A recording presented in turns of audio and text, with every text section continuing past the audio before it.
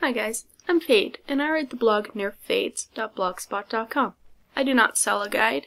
I do not make any money off of my site. Wanted to let you know that, so that you understand that I'm not trying to compete with anyone here. Recently, there's been a guide that's gotten a lot of attention, be it negative or positive, called WoW Crusher, which is mostly advertised on Just My 2 Copper, which used to be a very good WoW gold making site, though I personally feel its quality is questionable at this point in time. I've never had a gold guide before, and now granted, this is not just a gold guide. They claim to be able to make you the best raider, among the best raiders, among the best PvPers on your server, and also be able to make gold with it. I've never seen a guide at all, other than the free one, which is provided at powerwordgold.net, which is great. However, I really wanted to, I've always wanted to review a guide, because I really didn't know what was in them. I happened to get access to this guide, and so I thought that reviewing this might be a good idea. Now, what WoW Crusher is they claim to be a system, or a program if you will, that will teach you how to play every aspect of the game to the point that you can just be the best, pretty much, very easily with significantly less playtime. Now, in the advertisement video, which is the first thing I'm going to talk about, you see this gnome warrior that's bragging about a few things, namely that they're gold capped,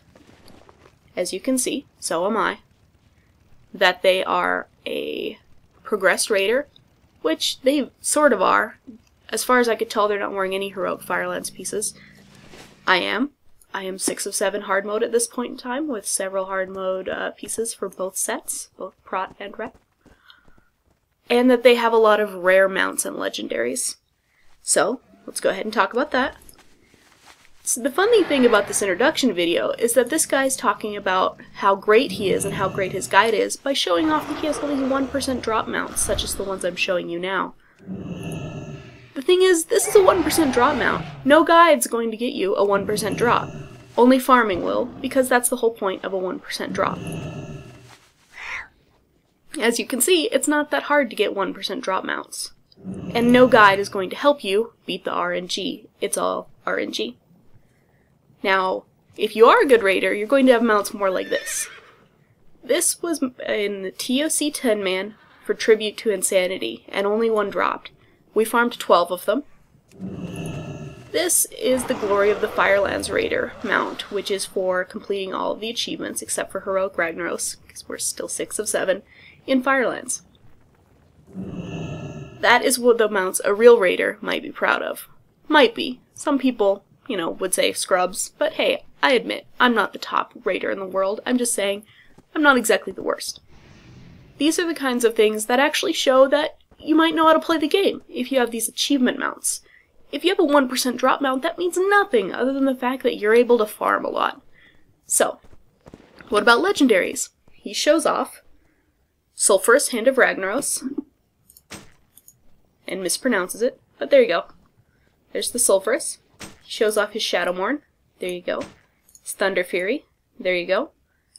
And Warglaives, which unfortunately being a paladin I couldn't equip even if I had them. Here's the thing. The Warglaives are, once again, a very low drop rate, involving lots of farming. Thunder Fury is 2 very low drop rates involving lots of farming. Sulphurous is 1 very low drop rate involving lots of farming. And Shadowmourne is a very long quest chain involving a lot of ICC. No guide is going to get you these. Only hard work, well, I don't know, you may not call it hard, but only work and dedication to what you're doing. You will need people to go with you through ICC 25 to get these Shadowfrost shards. Is this guide going to get me a 24-man raid group? I'm honestly not sure. We should find out. Is this guide going to make the Eye of Sulphurous drop from Ragnaros, the legendary item needed to make Sulphurous? Apparently it will, so that's pretty neat. I'm surprised that this guide can apparently claim to get me a raid group helping me to farm a Shadowmourne.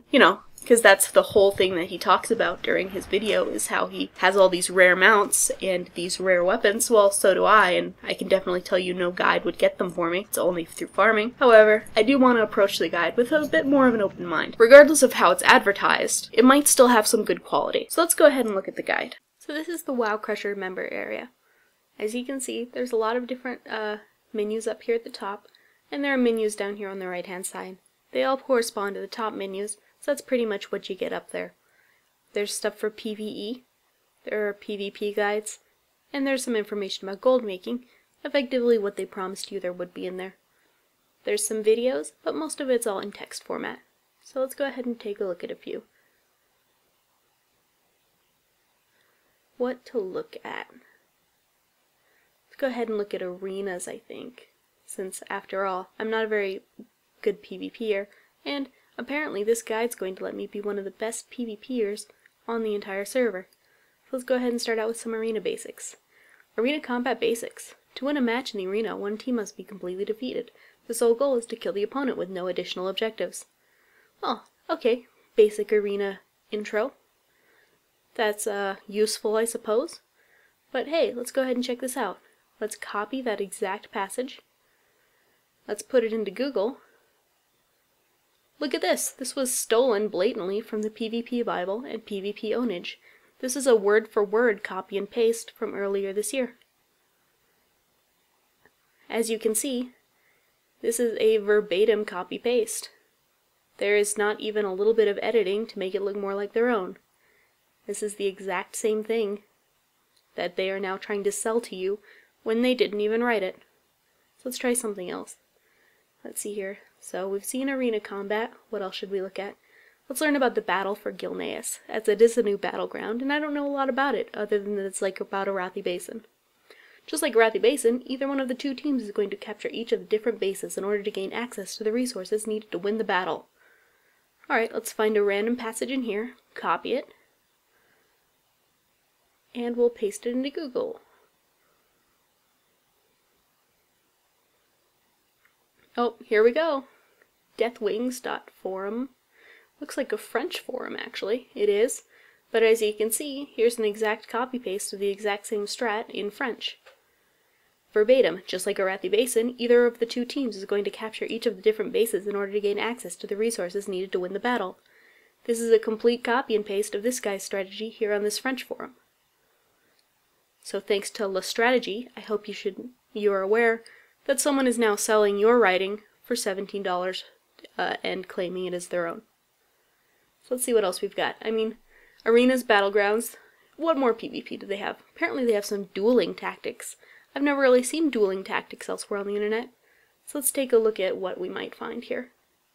Let's see here. What class is going to duel what class? Let's try mages. I hear frost mages are OP. So this is frost mages versus each particular class. Let's find out how we kill a druid. Fighting a druid as a mage is going to come down to you being able to deal a lot of DPS quickly without them having the chance to heal at all. Let's copy a random bit of that. Find our Google again. Come on. You can do it, Google. I believe in you. Oh, look at this. PvP Ownage in the PvP Bible. Once again, a complete verbatim copy from something else that they are now trying to sell to you. You can see this all of this information for free, but they're going to sell it to you and try and get your money. Okay, so maybe it's just PvP.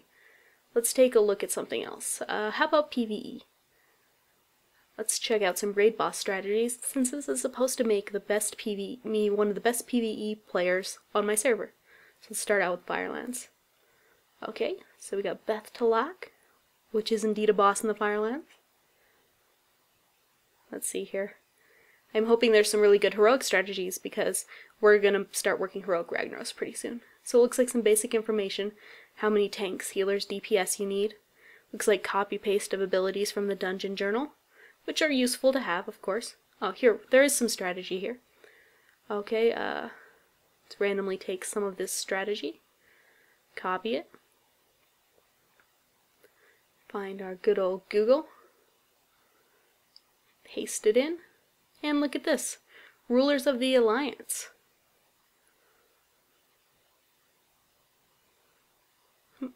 Here we go. This is the exact same strategy, completely copy-pasted, verbatim. They removed the loot list, unfortunately, so they actually took all of this free information, removed some information, and then sold it to you for $17.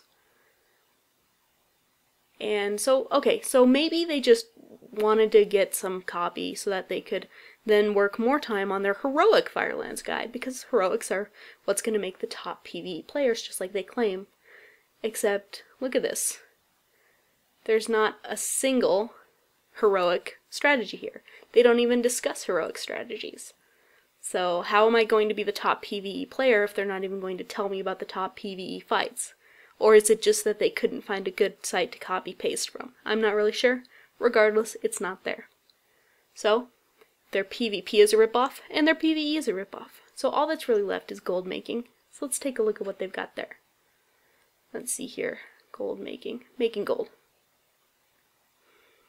Okay, so they talk a little bit about not farming, which is a controversial issue. I personally think that there is time to farm, but okay, we'll not necessarily disagree on that. And then research, create a routine.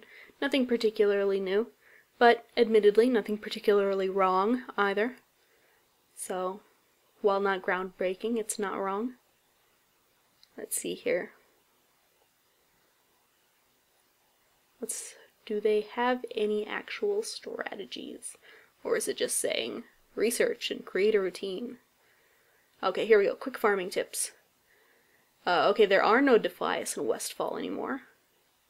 Let's see here. If you're farming a Staff of Jordan in Stranglethorn Vale, you've got an issue, because farming BOE World Epics is a pretty dumb gold strategy. Just saying.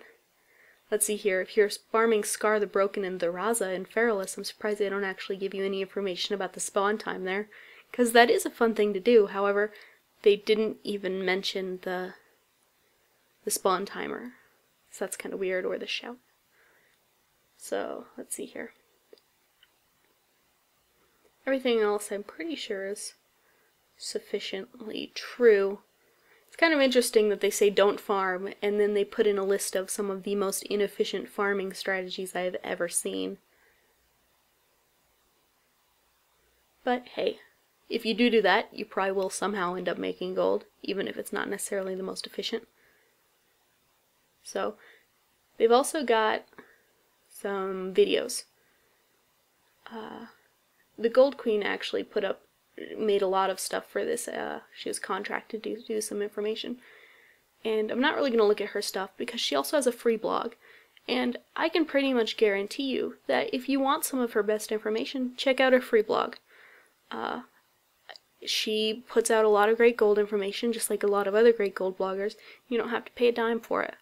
So please check out gold blogs. Don't waste your money on guides that don't tell you anything interesting. So let's go ahead and check out the videos. Let's see here, there's several videos. I'm just bad at drop-down menus though, unfortunately. What video to watch? Let's choose tailoring. Alright, so I'm going to go ahead and watch this video, and then I'll get back to you guys. Okay, so I watched a few of these videos, mostly about tailoring, farming Lich King dungeons, Karzan, Molten Core, and then selling things like lockbox picking. Basically, most of them were true. These are ways that you can make gold. However, I have to say that none of them are new. I didn't watch a single thing here that has been new to me, and I've never paid for a guide before, so that should tell you something. Basically, any of the information from any of these videos that I've watched is available for free if you want to look for it. There are countless gold blogs, not just My 2 Copper. There are tons of great blogs that discuss gold making for free and have all of these great strategies on them. There are a lot of different areas that you can look at and never have to pay a dime to learn how to make WoW gold. These videos, while a tiny amount entertaining to watch, are really not that new, and they're not that entertaining. They're not going to teach you something that you can't learn for free elsewhere. Basically, not really worth paying money for. So, basically, as we have it right now, PvP is a ripoff, PvE is a ripoff. Gold making technically isn't a complete ripoff, however, it's not really worth paying for. So there's one other thing that I wanted to look at, which is the add-on. So let's go ahead and take a look at that. Alright, so this add-on supposedly helps me get the best specs for PvE and PvP. It's just a little zip file that you download and put in your interface folder. It's fairly small. I've loaded it in, and I'm on Fade. Okay, so let's take a look at what it tells me I should spec for. So here's my spec. This is new, so this must be it. Select Guide. Holy PvE, Protection PvE, or Retribution PvE. That's strange. I thought this was going to make me a pro PvPer, but apparently they don't actually have any PvP content for their add-on. So let's go ahead and pretend I was going to be Protection PvE, which is what I am. This is okay. It's not the best, but it's okay. Because here's a lot of problems. Okay, well, let's take a look at what the add-on actually does. It seems to be adding these little buttons here, which probably is supposed to tell me how many points I'm supposed to spend. And then if I mouse over their little buttons, it tells me what's interesting about it. So if I mouse over HOTR, this talent grants you one of your main threat-producing abilities, making it a must-have for all protection paladins. Unfortunately, it doesn't point out to a completely new protection paladin that this should be used in an AoE situation instead of Crusader Strike. Okay, so, but, you know, the point's still true. And then, let's see here. Why does it not want me to have Reckoning? This is a very nice threat boost considering how often you will block attacks as a protection paladin. There is no reason to pass this up. So why did it not put points into it? Why would you say there's no reason to pass this up when you don't put points in it? Okay, why doesn't it want me to have Rule of Law? This talent increases critical strike chance on a few of the most used abilities for both protection and retribution paladins, making it a great talent for them to take. And why are there no points in it? Pursuit of Justice. This talent is pretty lackluster in raids, seeing as you will not be CC'd very often during boss fights. However, in PvP, this is a great talent to take due to the fact that enemies will constantly try to shut you down.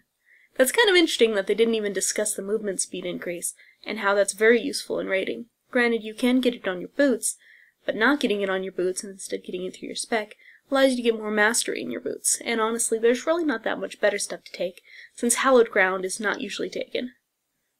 And Eternal Glory, since the WoW nerf, has been pretty lackluster itself. So, all in all, their spec look, well, let's take a look at a different character, shall we? Because maybe they just are a little bit off base with their protection paladins. What class do I also know at least something about? I don't know.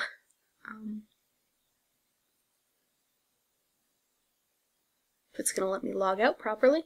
Come on, you can do it. Let's see here. Let's look at my Arms Warrior. Honestly, I'm not a very pro Arms Warrior, so let's find out how it's going to teach me how to play an Arms Warrior.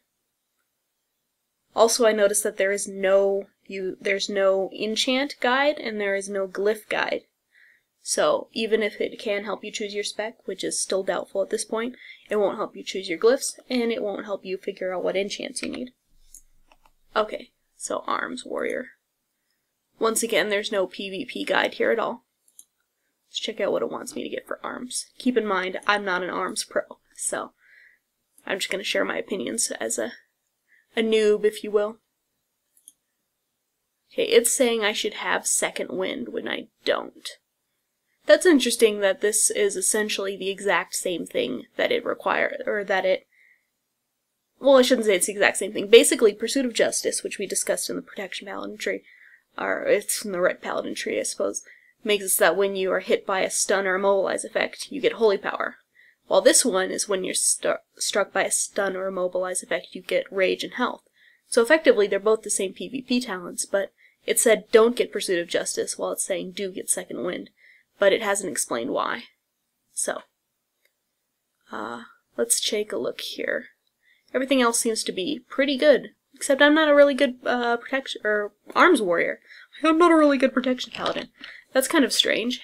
How did it know? How did I know, being such a poor Arms Warrior, to get this exact perfect spec that I had to pay $17 to learn?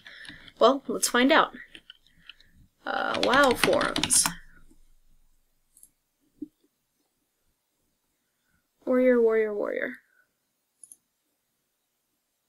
Arms PvE guide. These are all pretty similar specs. If you actually read the thread, it'll discuss why these are a little bit different. And also, that one that I just showed is actually the top DPS. See, this is the issue. If you actually want to be top DPS as an Arms Warrior, you need to take Tactical Mastery. I didn't, because I don't stance, because I'm bad. But the thing is, you need to stance to max out your Arms Warrior DPS. And yet they didn't do that in this guide. So I'm not really sure how they think this is going to max out your DPS when they specifically skipped over 2 talent points that are required to max out your DPS. But clearly they don't know. They're about as bad at being an Arms Warrior as I am. So, basically, what we're looking at here is WoW Crusher is a very pretty looking guide and add-on. But what it is effectively they're charging you $17 to show you rehashed information from WoW Wiki, the PvP Bible, other people's work on raid strategy guides that they've copy and pasted and added in a little bit of their own information. pretty much any of the information I saw could be found through a quick Googling and reading gold blogs. Then their add-on is effectively just showing you what your spec should be, which you can easily find on your class's forums or elitist jerks. I personally think that this guide is a complete ripoff. I don't know if there are great guides out there, but I can tell you this. This is not a great guide, and this is a complete waste of money. If you want to learn to be a good player, if you want to learn to make gold, there are a lot of resources out there, and there are a lot of people who are willing to help you. Don't pay money for something that you should be getting for free.